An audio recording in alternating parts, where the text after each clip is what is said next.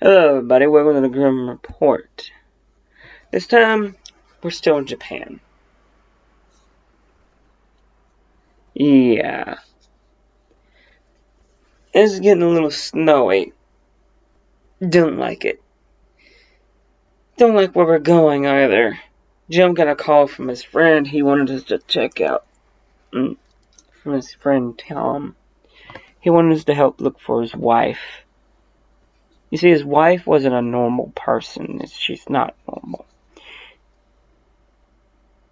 I did not know what she was until he told me. She was a Yuki onna. YUKI-ONNA.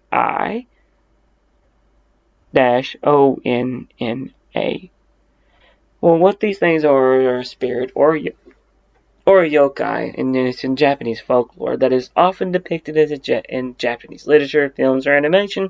You know the old hoogie. They're also known as Yukiho, meaning snow daughter, Yuki Onagao, or Yuki Onago, snow girl, Yuki Joro, snow woman, Yuki Anise, and it goes on and on, snow sisters, stuff like that. Also, snow granny, or snow hag, or snow fall hag. It's a bunch of names. It just goes on and on. Well, it originates from the folklores of Odin times, and the Muromochi period. Sogi Kuki, Monogara by the regional poet Sogi. There's a statement that shows that he saw Yuki Onna when he was staying in the Ichigo province. Now, Niigata Prefecture, indicating the legends that already existed in the Muchimura period. The Yuki Onna prey on travelers lost in heavy snow, blanket as the Japanese Alps in winter.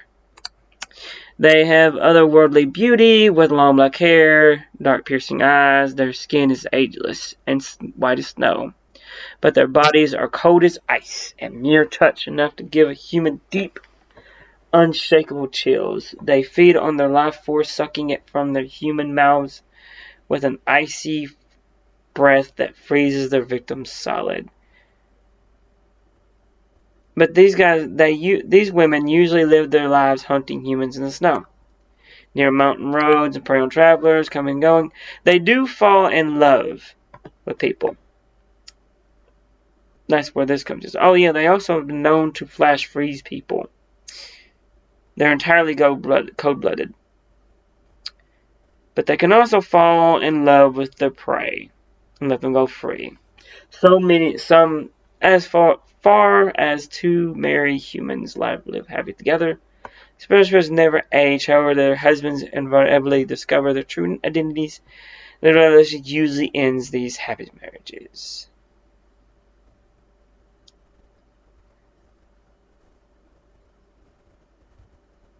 Usually. See, this is where Jim's friend Tom comes in to play.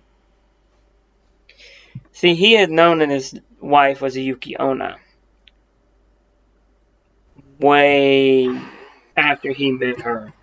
Way after. He had known for the longest. And what happened is that he thought that she might have went back and started killing travelers once again. Because she'd been gone all winter. He wanted us to find her. He was going to pay whatever it took to find her. He went with us. So it was me, Tom, Jim, and Sarah. Now, I hate winter. I am very hot-natured, but I hate winter. I just do. So, what had happened is that we got everything lined up. We were going out, and we started going near to where he said she used to travel, used to live. It was a very deep, thick part of the forest near pretty close to the road. We started searching that area. Me and Sarah were together, and Jim and Tom were together. Now, she loved him very, very much. He loved her very, very much.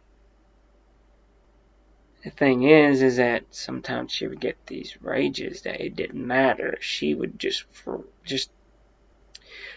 freeze everything. And, well, me and Sarah were searching one side of the forest. We saw nothing. Caught a few glimpses of a couple of things, but nothing that was hurt. And we decided to continue to look around, check everything, make sure everything we could find, anything and everything that we could to help us out. We found tracks. And then I got a call over the radio, over the walkie-talkie, from Jim, telling me that they found her. And he was trying to prevent her from killing Tom when she blasted him with some type of ice or something, hit him with something, and he didn't know what it was, and he was just now thawing out, so to speak. When we got to him, he was colder than ice. I mean, you'd touch him and you would get burned.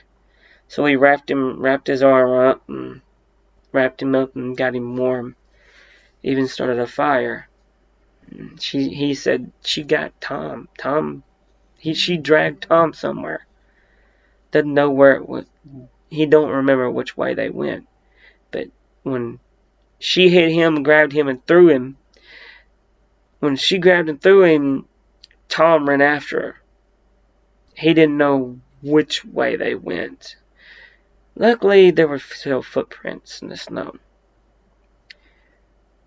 So we followed the footprints as fast as we could.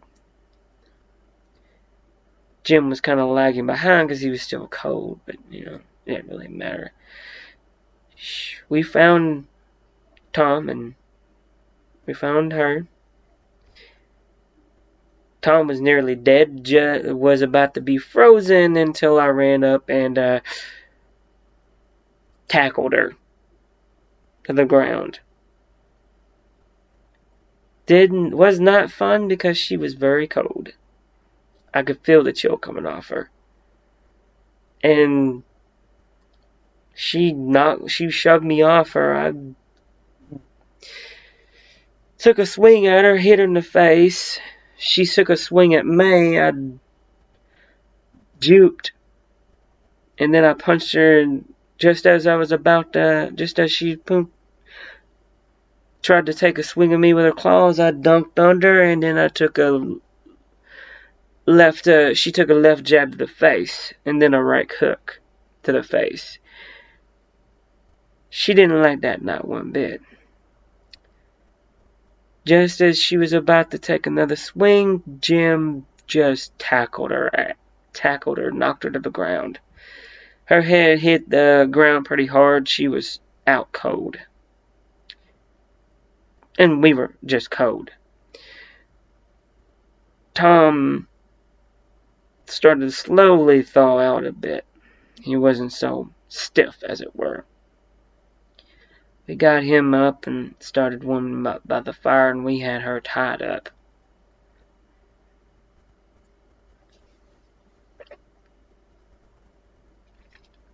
Tom was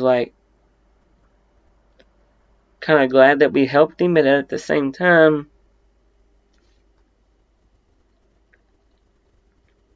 kind of pissed off at me because I hit his wife. I was like, dude, I wasn't about to get hurt. Wasn't about to get swung on. and not take action. Sarah was just sitting there shaking her head. She was keeping an eye on her as Jim and I were warming up. We got her home, got her home, called an ambulance, and got her help. Maybe she won't do that anymore. We said our goodbyes and we were off on our next adventure in Japan. Thank you guys for listening. I'd like to ask you guys to do like and subscribe. And please do hit that like button. Hit it as hard as you can. Punch it, knock it out. I don't care. But please. It really helps with my algorithm and helps me get my videos out there. But with that said, good luck, good night, until the next one.